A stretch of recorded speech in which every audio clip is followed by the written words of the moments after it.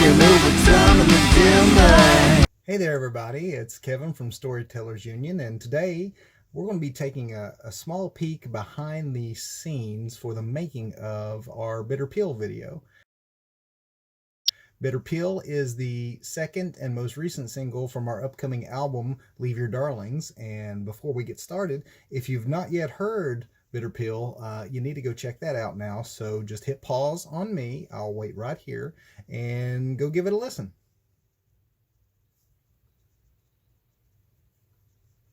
All right, pretty good, huh? We're proud of it. It definitely is a little different for us, maybe. I know a lot of folks probably associate us, and I know oftentimes we will associate ourselves with Americana acts like Wilco or the like, or we mention our influences, obvious ones like Bruce Springsteen and other sort of classic rock acts, as well as folk singer-songwriters like John Prine. But, you know, we do have some rock and some heavier influences in our background and in our catalog too. I mean, songs like God Loses His Grip from the first album, or Here Comes Another Accident from the last album are examples of us getting a little heavier, but I don't think we've ever gone quite to the extent on record yet of Bitter Pill showing those influences. And you know, we grew up in the 80s. The three of us were you know, teenagers in the 1980s, so we were around for the metal period of that era, and you know, whether it was from hair metal to thrash metal to more cerebral prog metal kind of things like Queensryche and the like. We consumed it all. We're fans of it all at the time. Definitely were heavy metal kids.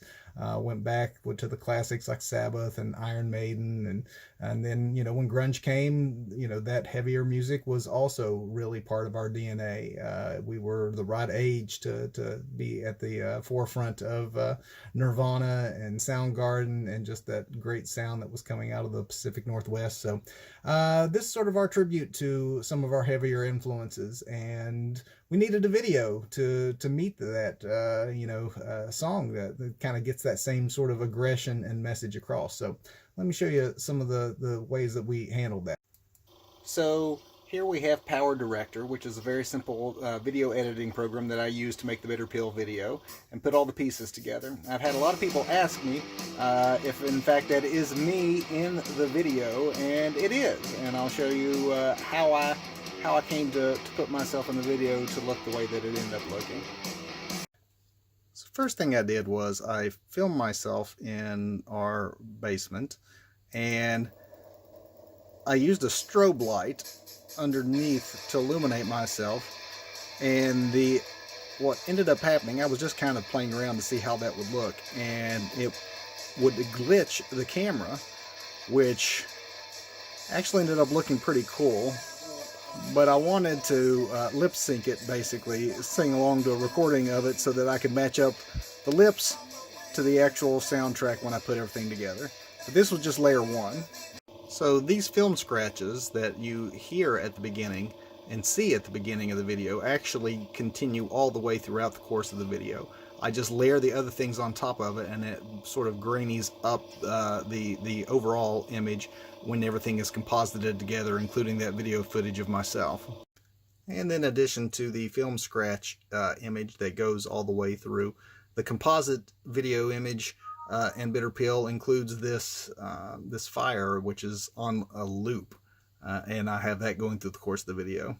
I wanted to change things up a little bit coming out of the verses and not use just me. So what you have coming out into the chorus is I used two things. I put in this image of you know, sort of an apocalyptic outer space scene, and then I also used this footage of sort of a newsroom, sort of a information overload was my idea behind it. So when you put all these screens going with these different news shots, and then you have the fire and the film scratches and things going over top of it, it kind of obscured what's really happening to make it not quite so clear.